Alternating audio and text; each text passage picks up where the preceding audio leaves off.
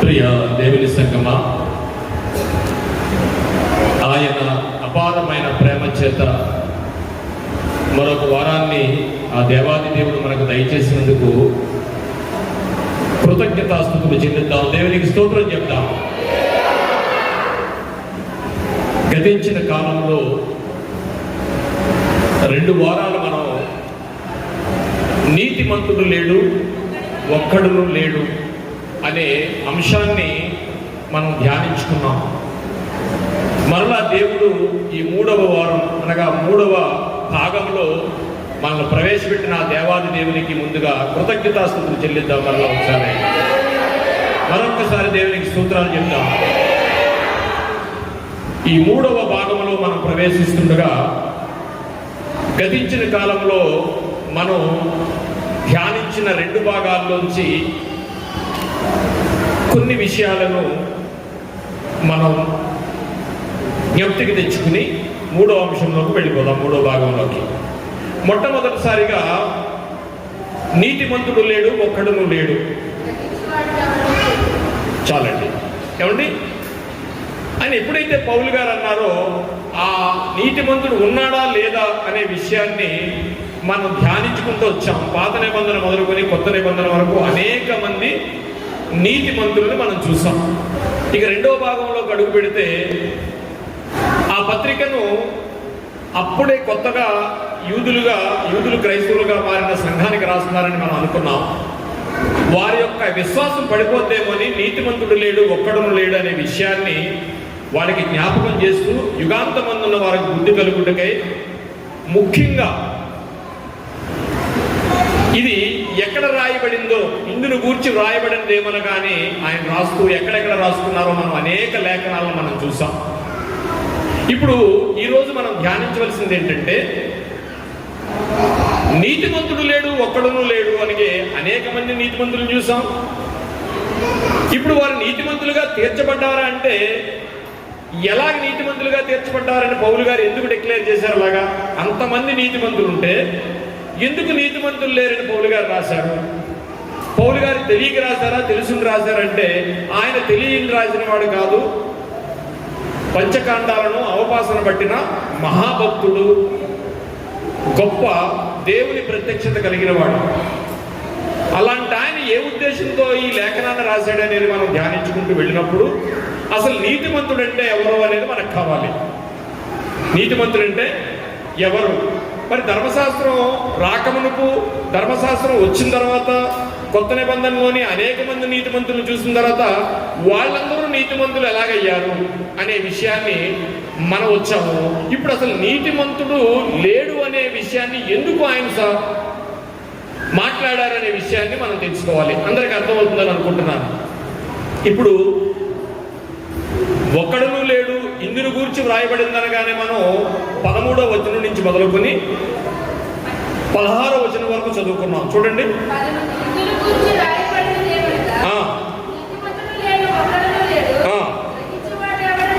చాలమ్మా.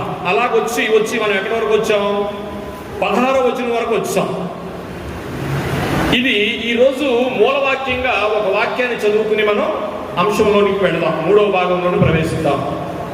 రోమీయులకు రాసిన పత్రిక 3వ అధ్యాయము 20వ వచనం. జాగ్రత్తగా ఆలోచించండి. మీ మనసులని చక్కగా దేవుని మీద ఆనించుకుని పిల్లలు జాగ్రత్తగా పెట్టి వినడానికి మీరు అందరూ ప్రయత్నించండి. చాలా లేఖనాలను దేవుడు మన ముందు ఉంచాడు. అల్పుడనైన నిలబెట్టి మీ ముందు ఇలా బోధించడానికి, లేకపోతే ఆయన లేఖనాన్ని వినిపించడానికి నాకు ఇచ్చిన ఈ అవకాశానికి దేవునికి మరొకసారి కృతజ్ఞతాస్తుతులు చెల్లించి మన అంశంలోకి వెళ్తాము. యాలయనగా ధర్మశాస్త్ర సంబంధమైన క్రియలు మూలముగా ఏ మనుష్యుడును ఆయన దృష్టికి నీతిమంతుడు కాదు అంటున్నాడు ఆయన. జాగ్రత్తగా ఆలోచించండి. ధర్మశాస్త్ర సంబంధమైన ఏ నీతి క్రియ వలన కూడా ఏ మనుష్యుడు కూడా నీతిమంతుడిగా తీర్చబడడు అని పౌలు గారు మాట్లాడుకుంటూ వచ్చి ఆఖరి 20వ వచనంలో మాట్లాడుతున్నది ఏంటంటే, అయ్యా నీతిమంతులు ఎవరంటే ధర్మశాస్త్రంలో ఆ క్రియలన్నీ పాటించేస్తే నీతిమంతుడు కాదు. అలా దాన్ని ఉద్దేశించి ఆయన ఏమన్నాడంటే నీతిమంతుడు లేడు, ఒక్కడును లేడు అంటారు. మరి ఎవరు నీతిమంతులు అంటే, ఎవరు నీతిమంతులు అంటే మన 20వ వచనంలో ఆయన క్లారిటీ ఇచ్చాడు. ఏమన్నాడు? ధర్మశాస్త్ర మూలంగా ఎవ్వరును నీతిమంతులని తీర్చబడదు. మరి ధర్మశాస్త్రం లేనప్పుడు, ధర్మశాస్త్రం ఉన్నప్పుడు నీతిమంతులు అయిపోయారు కదా మన అందరూ. పాయింట్ అర్థమవుతుందా? ధర్మశాస్త్ర క్రియల వలన, ధర్మశాస్త్రం వలన ఎవరు నీతిమంతులుగా తీర్చడని పౌలు గారు 20వ వచనంలో డిక్లేర్ చేశాడు.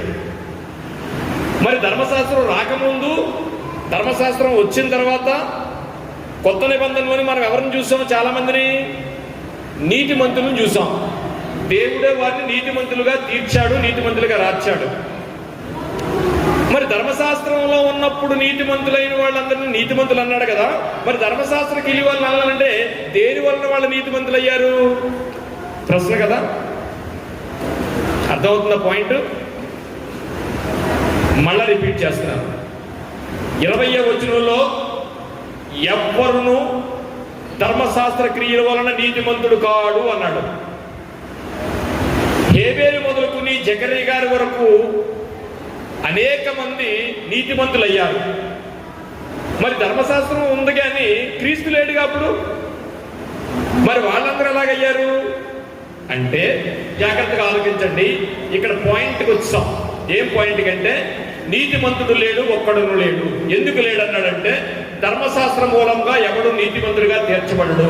మరి ధర్మశాస్త్రం లేనప్పుడు, ఉన్నప్పుడు నీతిమంతులని బైబిల్లో రాయించావు.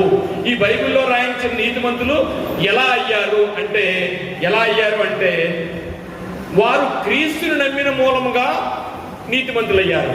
మరి వాళ్ళు క్రీస్తు లేడుగా అప్పుడు. ధర్మశాస్త్రం లేనప్పుడు క్రీస్తు లేడు, ధర్మశాస్త్రం వచ్చిన తర్వాత క్రీస్తు లేడు. కొత్త నిబంధన వాళ్ళు క్రీస్తుని నమ్మాడేమో అనుకుందాం. ఎలా నీతిమంతులు అయ్యారు అంటే క్రీస్తుని నమ్మితే గాని నీతిమంతులు కారు. అయితే ఒక వాక్యాన్ని చదువుకుందాం. ఏమండి, జరిగిన భక్తులందరికీ అంటండి క్రీస్తు ప్రత్యక్షత కలిగిందట. అంటే పౌలు గారు చెప్పిన నీతిమంతుడిలో ఒక్కడు లేడని చెప్పిన దానిలోని ఆంతర్యం ఏమిటంటే, కేవలం ధర్మశాస్త్రంగా నీతిమంతులుగా తీర్చబడరు కానీ, సో వ్యక్తి నీతిమంతుడు కావాలి అంటే క్రియలు చాలవు. విశ్వాసం ఉంది, క్రియలు ఉన్నాయి. విశ్వాసం క్రియలో ఉన్నప్పుడు నీతిమంతుడిగా మార్చబడట అంటే మార్చబడినట. సో ధర్మశాస్త్ర సంబంధమైన ఏ వ్యక్తి కూడా నీతిమంతుడని తీర్పు పొందాడు. మరి ఎలా పొందుతాడు? మరి ధర్మశాస్త్ర క్రియలు చేసేవాడు కూడా నీతిమంతుడు అవ్వాలి అంటే ఏం చేయాలి? అర్థమైంది కదా. ధర్మశాస్త్రంలో ఉన్నప్పుడు వాళ్ళు నీతిమంతులుగా ఎలా మారాలి అంటే ఏం చేయాలి? రోమాపత్రిక 3వ అధ్యాయము 21వ వచనం. ధర్మశాస్త్ర క్రియ వలన కాదట. నీతిమంతుడు అవ్వాలంటే ధర్మశాస్త్ర క్రియల వలన కాదట. మరి ధర్మశాస్త్రంలో లేనప్పుడు, ఉన్నప్పుడు, క్రీస్తు వచ్చిన తర్వాత కొత్త నిబంధనలు అందరూ నీతిమంతులుగా ఎంచాడు. వాళ్ళు ఎలా నీతిమంతులు అయ్యారు? మనం చదువుకునే వాక్యం ఏంటంటే, రోమీయులకు రాసిన పత్రిక 3వ అధ్యాయం 21వ వచనం చదువుకుంటాం. ఇట్లుండగా ధర్మశాస్త్రమునకు వేరుగా దేవుని నీతి బయలుపడుచున్నది. దానికి ధర్మశాస్త్రమున ప్రవక్తలను సాక్ష్యమిచ్చుచున్నారు. అది ఎలాగో తెలుసా అని చెప్తున్నాడు. చూడండి, యేసు క్రీస్తు నందలి విశ్వాస మూలమునకై నమ్ము వారందరికీ దేవుని నీతి కలిగి ఉన్నది. రోమాపత్రికలో వీళ్ళందరికీ ఏమి రాస్తున్నాడంటే అండి, అయ్యా మీరు ధర్మశాస్త్ర సంబంధమైన క్రియల వలన నీతిమంతులు కారు. మరంటే ధర్మశాస్త్ర సంబంధమైన నీతిమంతులు మనం చూసాం కదా. అంటే అప్పుడు చెప్తున్నాడు అనమాట, క్రీస్తును నమ్ముడు ద్వారా తప్ప ఎవ్వరూ నీతిమంతులు కారు. మరి ధర్మశాస్త్రం లేనప్పుడు, ఉన్నప్పుడు ధర్మశాస్త్రంలో క్రియలు చేసిన వాళ్ళు నీతిమంతులకు ఎందుకు అయ్యారు అంటే వాళ్ళకి ఎలాగయ్యారు అనేది మన పాయింట్. అంతే కదా. ఇక్కడ ఇది కూడా తెలిసిపోయింది. నమ్ము వారందరికీ కలుగు దేవుని నీతి అయి ఉన్నది. క్రీస్తు ద్వారానే యేసుక్రీస్తునందలి విశ్వాస మూలముదైన నమ్మకము వారందరికీ కలుగు దేవుని నీతి అయి ఉన్నది. యేసు ప్రభువుని నమ్మకుండా ధర్మశాస్త్రంలో ఎవ్వరూ కూడా నీతిమంతులు లేరట. సో ఒక వ్యక్తి నీతిని సంపాదించాలన్నా, ఒక వ్యక్తి నీతిమంతుడు కావాలన్నా అతడు ధర్మశాస్త్ర పూర్వమైన నాటితో నీతిమంతుడు కాలేడు. అయితే ఇప్పుడు ఏ కాలం వారైనా క్రీస్తు నమ్మాలి అంటే క్రీస్తుని విశ్వసించకపోతే ఎవ్వరు కూడా నీతిమంతులు కారు అనేది మనకు తెలిపేది కదా. మరి ధర్మశాస్త్రం లేనప్పుడు వాళ్ళు ఎలాగ క్రీస్తు తెలుసు, వాళ్ళకి ఎలా తెలుసు క్రీస్తు అనేది మనకు కావాలి. ఇప్పుడు హెబ్రీ పత్రిక 11:4 ఎలా విశ్వాసులు అయ్యారు? ఫస్ట్ మనకి ఏబేలు కదా మొట్టమొదటి వాడు. మరి క్రీస్తు లేడు కదా, మరి నీతిమంతుడు అయ్యాడు కదా. ధర్మశాస్త్రం మూలంగా ఎవడు నీతిమంతుడు కాలేదని పౌలు గారు రాస్తున్నారు కదా. ఒక్క నిమిషం అండి. మరి ఏబేలు నీతిమంతుడు అన్నాడు కదా. ఇప్పుడు ఏబేలు ఎలా నీతిమంతుడు అయ్యాడో మనం చూద్దాం. వండర్ఫుల్ అద్భుతమైన లేఖనాలు దేవుడు మనం ముందుంచాడు. హెబ్రీ పత్రిక 11:4 విశ్వాసమును బట్టి ఏబేలు కయీను కంటే శ్రేష్టమైన బలి దేవునికి అర్పించెను. దేవుడు ఆ అర్పణను గూర్చి సాక్ష్యం ఇచ్చినప్పుడు చాలండి. ఇప్పుడు మనం ఏం చదువుకున్నామంటే జాగ్రత్తగా ఆలోచించండి. నెంబర్ 1, నీతిమంతుడు లేడు, ఒక్కడు లేడని ఎందుకన్నాడంటే ధర్మశాస్త్రం మూలంగా ఎవడో నీతిమంతుడు కాడు, క్రీస్తును నమ్మకుండా ఎవరు నీతిమంతులు కాలేరు. ఇప్పుడు ఏబేలు గారు ఉన్నప్పుడు క్రీస్తు ఉన్నాడా? లేడు. కానీ ఏబేలు నీతిమంతుడని తీర్చబడింది. ఎలా అయ్యాడు అంటే ఇప్పుడు హెబ్రీ పత్రిక 11:4 మనం చూడవలసింది ఏంటంటే, మనం చదువుకున్నాం, విశ్వాసమును బట్టి ఏబేలు కయీను కంటే శ్రేష్టమైన బలి దేవునికి అర్పించెను. దేవుడు అతని అర్పణ గురించి సాక్ష్యం ఇచ్చినప్పుడు అతడు ఆ విశ్వాసమును బట్టి, ఏ విశ్వాసం అది? Wonderful, you're right. శ్రేష్టమైన బలి అర్పణ ఎలా తెలుసు అంటే క్రీస్తుని విశ్వసించాడు. ఎలా విశ్వసించాడంటే మనం ఒక మాట చెప్పుకుందాం. ఎందుకంటే మొట్టమొదటిది జ్యేష్ఠుది బలి తీసుకొచ్చాడు ఆయన. క్రీస్తు ఎలాగా జ్యేష్ఠ కుమారుడేనా? నెంబర్ 1 జ్యేష్ఠమైన బలి తీసుకొచ్చాడు. అనగా తొలిచూలు బలిపడానికి తీసుకొచ్చాడు కదా. ఏబేలు క్రొవ్వినది తీసుకొచ్చాడు, అంటే శ్రేష్టమైనది, యవ్వనంలో ఉన్నది. యేసుప్రభు వారు 33 సంవత్సరాలు అంటే ఎంత యవ్వనుడండి. పాలుగారు దేహము పైన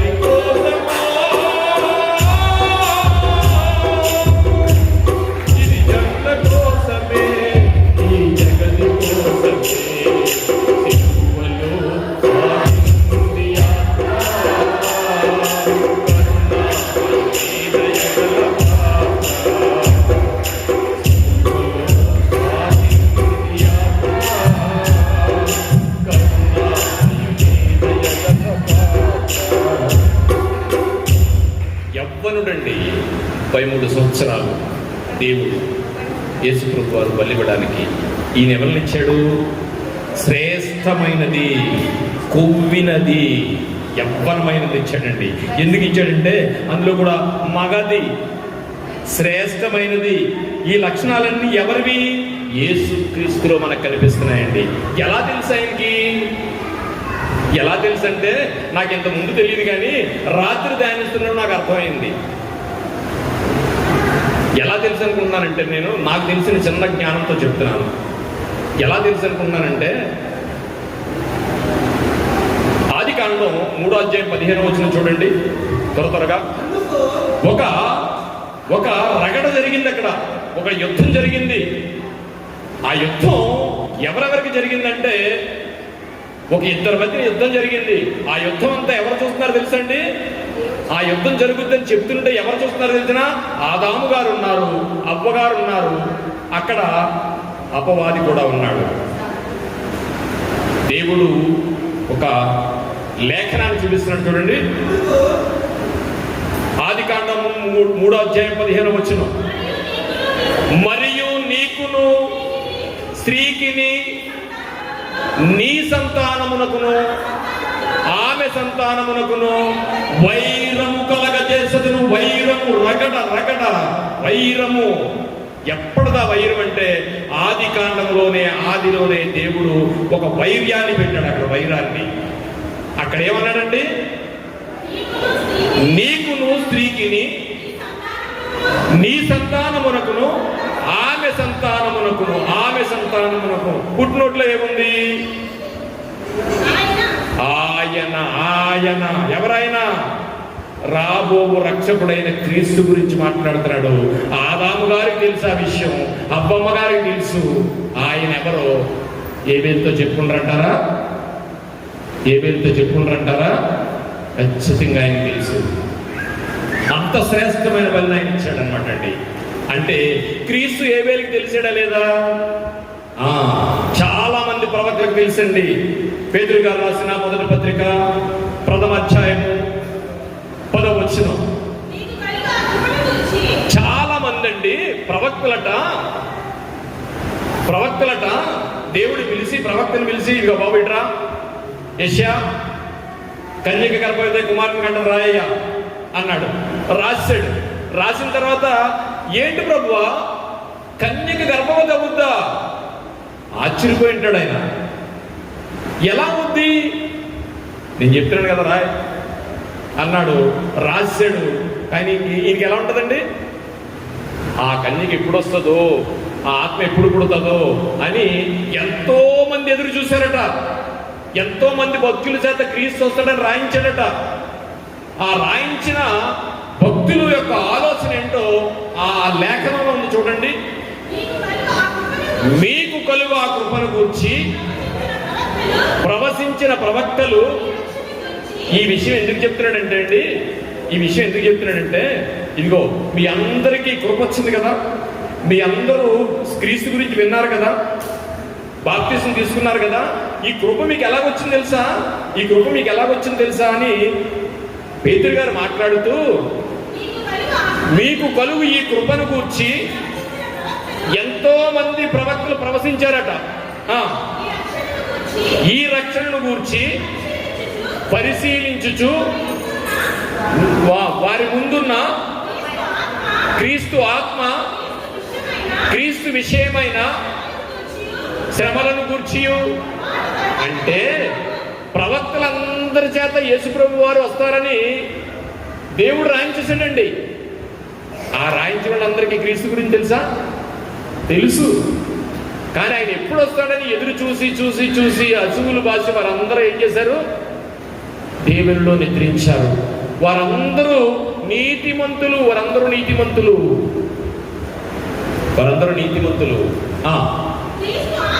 క్రీస్తు ఆత్మ, క్రీస్తు విషయమైన శ్రమలను గూర్చి.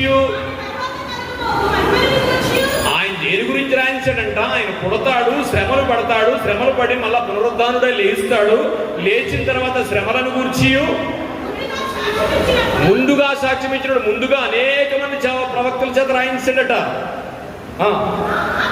ఆ ఆత్మ ఏ కాలమున ఎట్టి కాలమును సూచించునో అని ఎంతో మంది భక్తులు ఏబేలు మొదలుకొని జకరియా గారి వరకు ఎదురు చూసి ఆయన రాక దానిని విచారించి పరిశోధించిరి. మీకు అర్థమైందండి? క్రీస్తు ధర్మశాస్త్రం రాకముందు, ధర్మశాస్త్రం వచ్చిన తర్వాత మనం ఏమనుకుంటున్నాం? నీతిమంతుడు కాడు, క్రీస్తు గురించి తెలిస్తేనే అని పౌలు గారు రాశారు. ఇక్కడ వాళ్ళకి ఎలా తెలిసింది? ఇదిగో రాబో క్రీస్తు గురించి వీళ్ళందరూ రాశారటండి. ఆ ఆత్మను మనం చూద్దామని ఎంతో మంది ఎదురు చూశారటండి. అంటే ఇప్పుడు ఆలోచించండి, మరి అబ్రహాం గారు ఎలా నీతిమంతుడు అయ్యాడు? అప్పుడు ధర్మశాస్త్రం కూడా లేదు కదా. అంటే దేవుడే సాక్ష్యం ఇచ్చాడు. ఏమని? ఇదిగో అబ్రహాము నా కట్టడలను గూర్చి తన పిల్లలకు, తన ఇంటి వారికి తెలియచేసినట్లు నాకు తెలుసు అని అబ్రహాం గురించి గురించాడు. అంటే క్రీస్తుని నమ్మాడా? ఎస్. బలి ఇవ్వడానికి వెళ్ళాడు, కత్తెత్తాడు, అక్కడ బలి జరగలేదు, కానీ ఇచ్చినట్టుగా రాశాడు. నీతిమంతుడయ్యాడు ఆయన. ఇలా చెప్పుకుంటా పోతే అండి ఎంతమంది నీతిమంతులు ఉన్నారంటే, మరొక వచనాన్ని చూడండి, యోబు గారి గురించి చూద్దాం ఒకసారి. 19వ అధ్యాయం 25వ వచనం చూడండి. అయితే నా విమోచకుడు సజీవుడనియు, తరువాత ఆయన భూమి మీద నిలిచిననియు నేను ఎరుగును. ఇదే కదండి. ఎలా తెలిసిందండి ఆయనకి? దేవుడు అనేక మంది భక్తులకు రాబో క్రీస్తు గురించి తెలియజేశాడు. అందుకని వాళ్ళ నీతిమంతులు అయ్యారు. ధర్మశాస్త్రం లేకపోయినా, ధర్మశాస్త్ర క్రియల వల్ల నీతిమంతులు కాకపోయినా, అంటే క్రీస్తు లేకుండా ఎవ్వరు నీతిమంతులు కాలేరు. It is declare. మనకు అర్థమైంది కదా ఎలా నీతిమంతులైన. చాలా ఉన్నాయి చెప్పాలనుకుంటే, ఇవాళంతా చాలా. కానీ మీకు విషయం అర్థమైందని నేను అనుకున్నాను. ఎలాగా? ధర్మశాస్త్రం లేనప్పుడు, ధర్మశాస్త్రం వచ్చిన తర్వాత కూడా వీళ్ళందరికీ క్రీస్తు పరిచయం అయిన తర్వాతే నోవా కాలంలో ఆత్మరూపుగా వచ్చి అందరికీ కనిపించాడు. షాలేము రాజుగా వచ్చి అనేక మందికి ఆయన కనిపించాడు. సో ఇవన్నీ మనం క్రీస్తు లేకుండా ఎవ్వరు నీతిమంతుడు కారు గనక, అందుకని పౌలు గారు ఏమంటున్నారంటే, నీతిమంతుడు లేడు, ఒక్కడును లేడు. ఇందును గురించి రాయబడింది ఏమనగా అని చదువుకుంటూ వచ్చిన ఆయన, మీరు కొత్తగా క్రైస్తవులోకి వచ్చారు కదా, ధర్మశాస్త్ర సంబంధమైన ఏ క్రియల వలన మీరు కారని 20లో మాట్లాడి 21లో క్రీస్తును నమ్మకపోతే ఎవ్వరూ కూడా ఎన్ని క్రియలు చేసినా నీతిమంతులు కారు. ఒక ఇద్దరు వ్యక్తులు మీకు చూపిస్తాను, త్వరగా చూపిస్తాను. చెప్పేస్తున్నాను వారాలుగా, టైం లేదు కనుక. ఒక ఆయన ఉన్నాడు, ఆయన అన్యుడు. ఆ అన్యుడు ఏం చేస్తున్నాడంటే, ఇటలీ పటాలం అనబడి 10వ అధ్యాయం చూడమ్మా.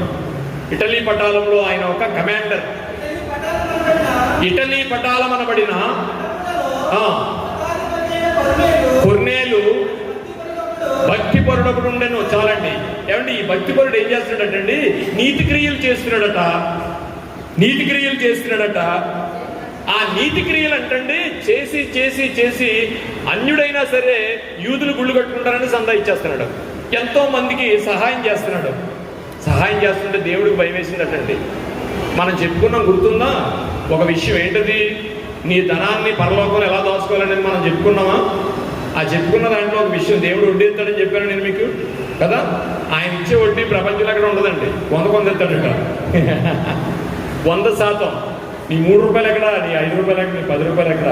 దేవుడు ఇచ్చేవాడు. నీవు దేవుని కొరకు ఖర్చు పెట్టిన ప్రతి పైసా కూడా ఆయన అకౌంట్లోకి వెళ్ళిపోద్ది. అది మనపూర్వకంగా, హృదయపూర్వకంగా ఎవరైతే దేవుని విషయంలో డబ్బులు ఖర్చు పెడతారో, తన ధనాన్ని ఖర్చు చేస్తాడో, ఆయన ఆ నీతి క్రియలు ఎక్కడికి వెళ్ళిపోతాయంటండి? దేవుని అకౌంట్లోకి వెళ్ళిపోతాయట. నేను అనుకుంటాను, కొర్నేలు చేస్తున్న నీతి క్రియలు దేవుడి వరకు చేరిపోయి అంటే దేవుడు భయం వేసిందేమో అనుకుంటాను నేను. ఎందుకంటే పేతురు దగ్గరికి వెళ్ళి, పేతురు తెగ నీతి కార్యాలు చేసేస్తాను, నేను ఉంటే వెళ్ళాను ఆయనకి, నువ్వు తొందరగా వెళ్ళి బాప్టిజం ఇచ్చి మార్చేయని ఉంటాడేమో, అంతే కదా.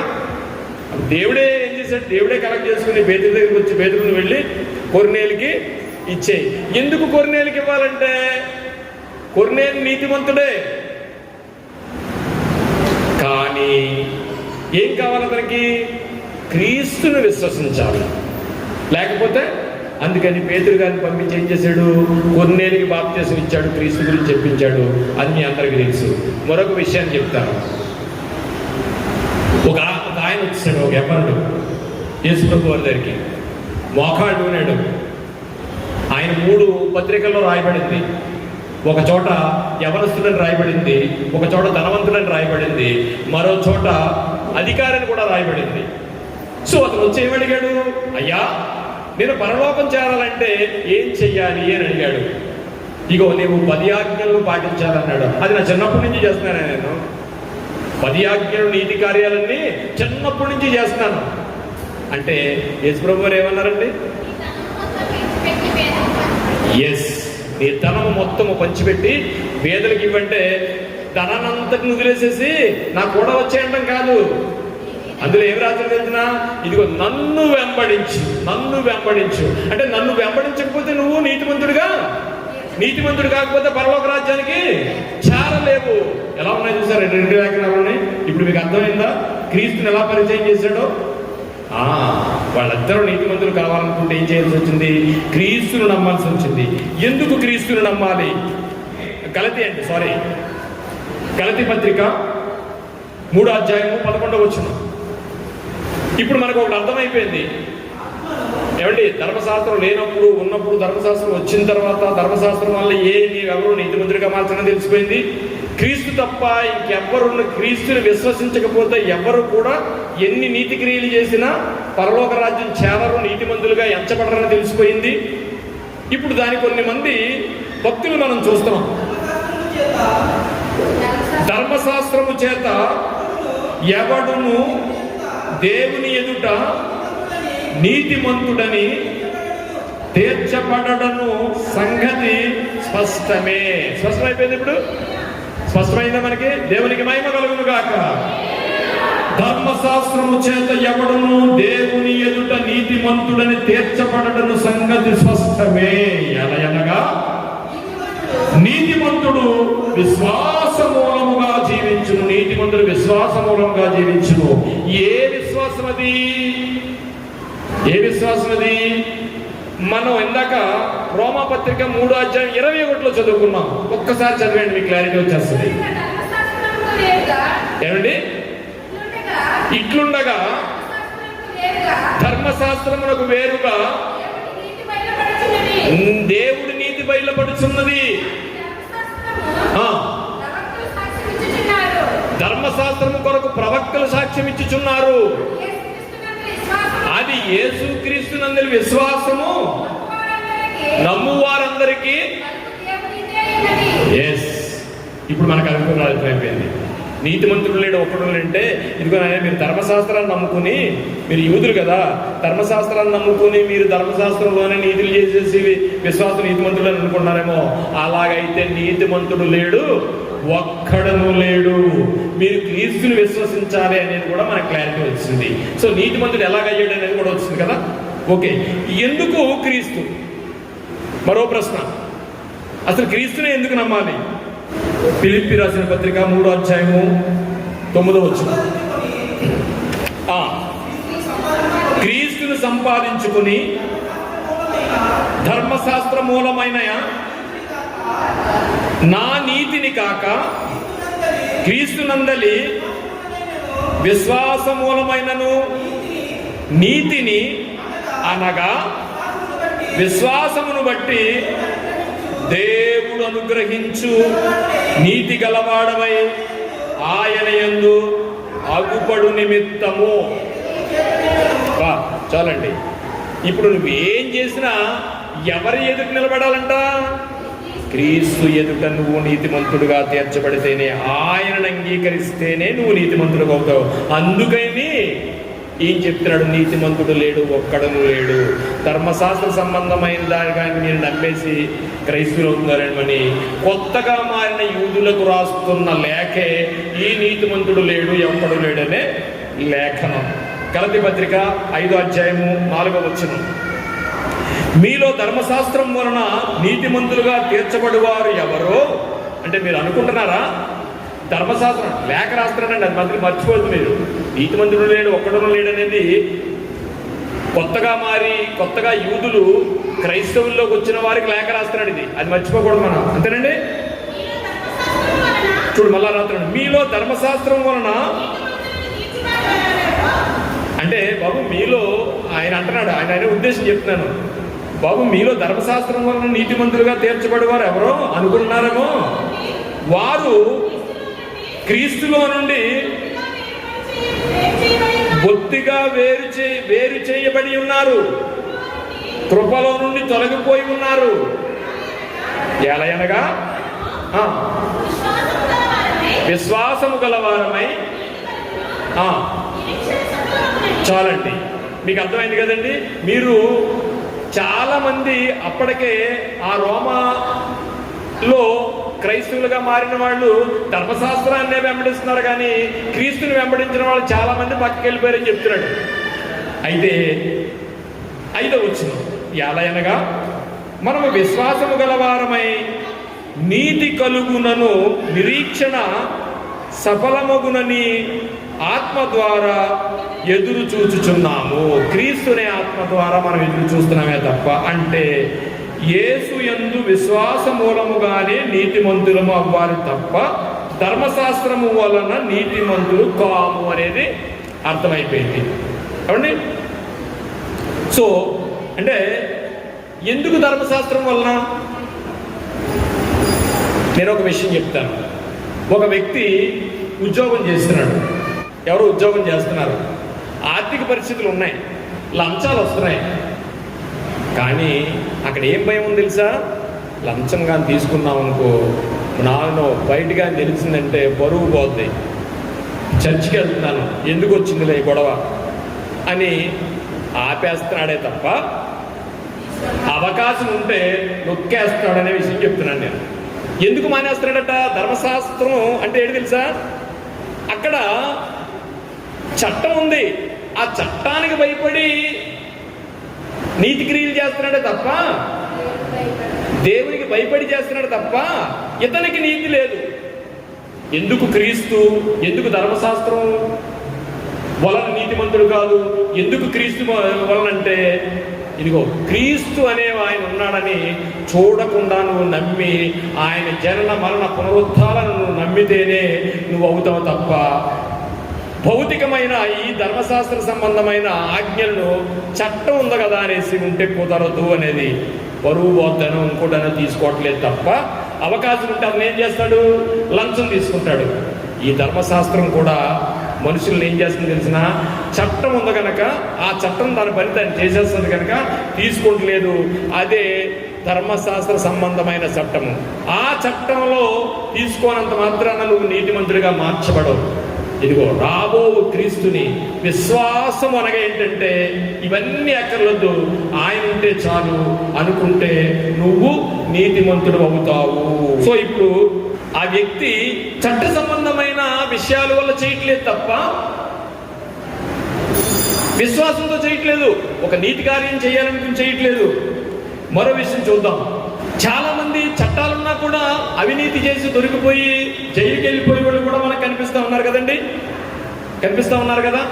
అందుకని ప్రియులారా, దేవుడు ఎందుకు ధర్మశాస్త్రమైందని నీతిని తీసుకోవడం లేదంటే ఈ మాట జాగ్రత్తగా ఆలోచించండి. ఎందుకు ధర్మశాస్త్రం వలన నీతిమంతుడు కాలేదంటే ఈరోజు మనిషి చట్టానికి భయపడి చేస్తున్నాడు తప్ప అవసరం ఉంటే అవినీతికి పాల్పడుతున్నాడు. అలాంటి వాళ్ళని దేవుడు ఏం చేస్తాడు? తీసుకోడు. ఒక విషయం, ఏబేలు, అబ్రహాము వీళ్ళందరూ చట్టానికి భయపడలేదండి, క్రీస్తుకి భయపడ్డారు. నీతిమంతుడు లేడు ఒక్కడు లేరనే మాట ఆంతర్యం క్రీస్తు లేకుండా ఏ ఒక్కడు కూడా నీతిమంతుడు కాదు. It's declared. ఇప్పుడు మనకేం కావాలి? ధర్మశాస్త్ర సంబంధమైన క్రియలు పక్కన పెట్టి క్రీస్తు సారూప్యంలోకి మారిపోవాలి. క్రీస్తుని మనం అంగీకరించి క్రీస్తు సారూప్యంలోకి మారాలి. అయితే రోమాపత్రిక 3:11 వ్రాయబడిన ఆంతర్యం ఏమిటంటే నీతిమంతుడు లేడు ఒక్కడు లేడనే, క్రీస్తు లేకుండా ఏ ఒక్కడు కూడా కాలేడనే విషయాన్ని చెప్తున్నారు. అయితే 22వ వచనం కూడా ఒకసారి చూద్దాం. రోమాపత్రిక 3 అది యేసుక్రీస్తు నందలి విశ్వాస మూలమైనదై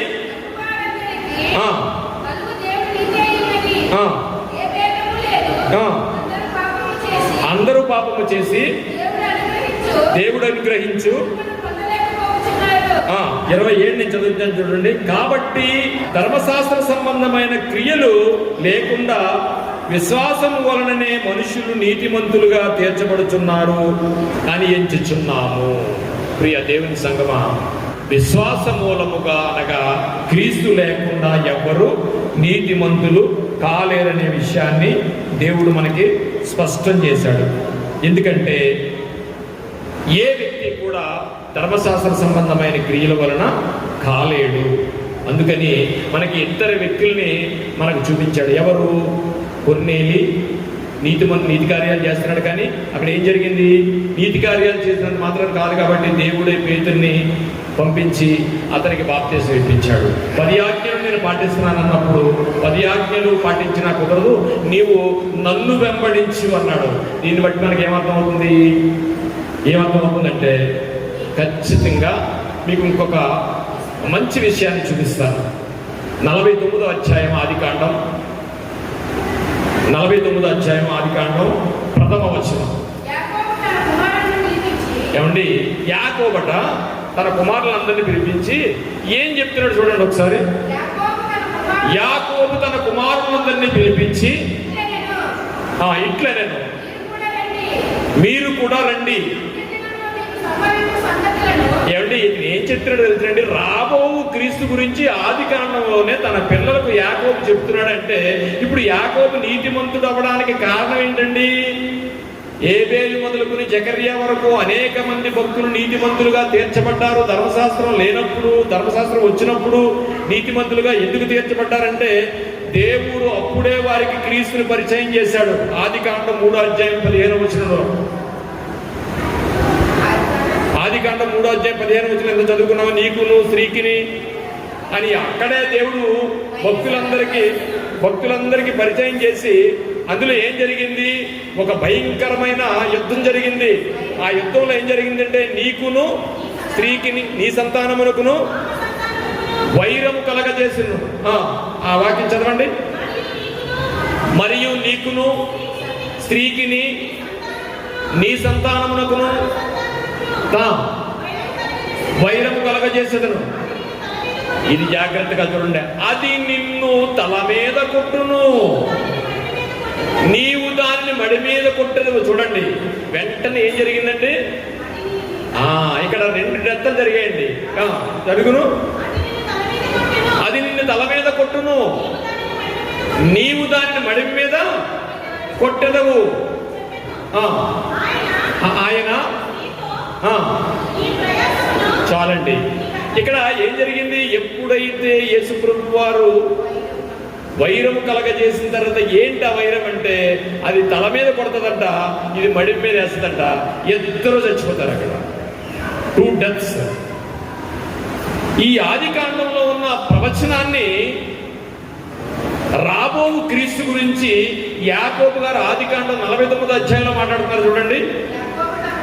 యాకోబు తన కుమారులను పిలిపించి, ఇక నేను ఏం చెప్పబోతున్నానంటే, ఇంకా మీకు డౌట్ ఏంటంటే, ధర్మశాస్త్రం లేనప్పుడు, ధర్మశాస్త్రం వచ్చిన తర్వాత వాళ్ళు ఎలాగ నీతిమంతులుగా తీర్చబడ్డారనేది క్రీస్తు దేవుడు వాళ్ళందరికీ పరిచయం చేశాడు.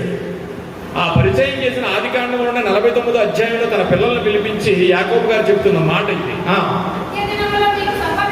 అంచె దినములలో మీకు సంభవించబోవు సంగతులను నేను మీకు తెలియజేసేదను. యాకోబు కుమారులారా, నా కుమారులారా, కూడి వచ్చి ఆలకించుడి, వినుడి. 10వ వచనం చూడమ్మా.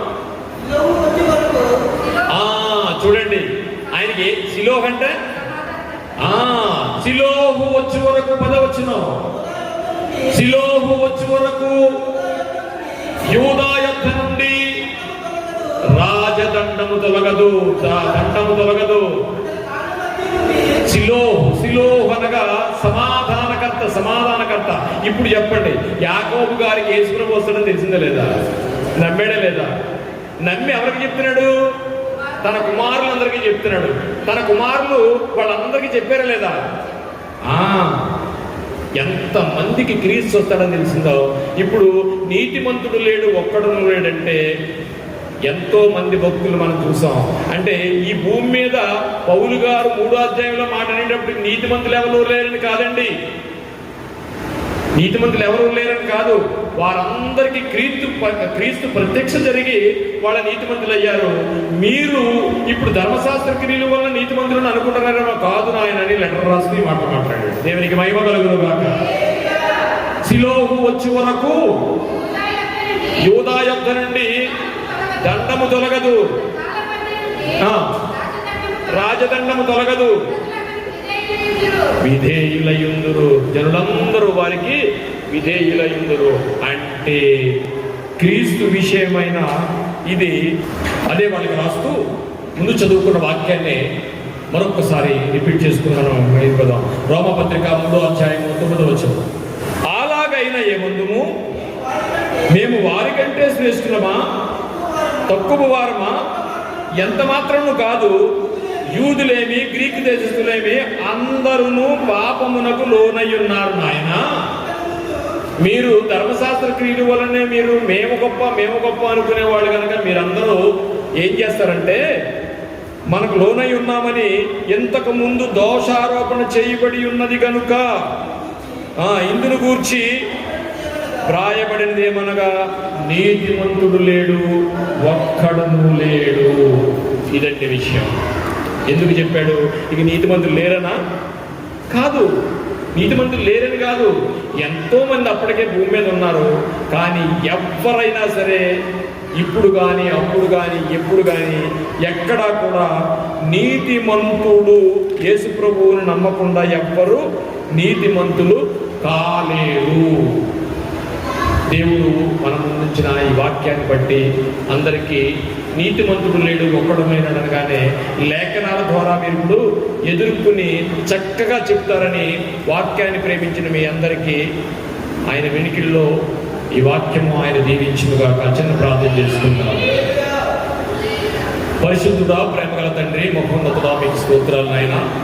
ఇదిగో నాయన, గతించిన 2 వారాలలో మీరు మీ కృపలో భద్రపరిచి నీతిమంతుడు లేడు, ఒక్కడును లేడనే లేఖన సత్యాన్ని మా ముందుంచి మీ పిల్లలకు వాక్యాన్ని ప్రేమిస్తున్న పిల్లలందరికీ తెలియజేసేందుకు మీకు కృతజ్ఞతాస్తుతులు చెల్లిస్తూ నాయన, ఈ 3వ భాగంలో కూడా మీరు తోడుగా ఉండి నడిపించినందుకు మాకున్న యావత్ చింతను మీ పాదాలను మీ చిత్తానికి అప్పగించుకుంటూ నాయన, పిల్లలు విన్న వాక్యాన్ని నాయన వారు నెమరు వేసుకుంటూ మరొకసారి ధ్యానం చేసుకుంటూ ఇదిగో నాయన, పెరయా సంఘంలో ఉన్న విశ్వాసుల కంటే పిల్లలు చక్కటి నాయన వాక్యాన్ని ప్రేమిస్తున్నందుకు వారికి చక్కటి జ్ఞానాన్ని దయచేసి ఇంకనూ వాక్యంలో ఎదగడానికి మీరు కృప చూపమని మాకున్న యావత్ చింతను మీ పాదాలను మీ చిత్తానికి అప్పగించుకుంటూ ఈ చిన్న ప్రార్థన యేసు వారి ప్రశస్తమైన నామములో మిక్కిలి వినయంతో బ్రతుకులాడి వేడుకొచ్చున్నాము తండ్రి, ఆమేన్. అందరికీ వందనాలమ్మా. అర్థమైందని అనుకుంటున్నాను. చక్కగా రాసుకోండి. ఎవరు అడిగినా సరే ఏం కావాలి, మీరు బైబిల్, ప్రార్థన వీరులు, అలాగే బైబిల్ వీరులు కూడా కావాలి. ఓకే, దేవునికి మహిమ కలుగును గాక. మరొక వారం ఆయన మళ్ళందరినీ కలవాలని, అతి తొందరలో వీలైతే మళ్ళీ అందరూ కలుద్దాం. దేవునికి మహిమ కలుగును గాక. ఒక్కసారి అందరూ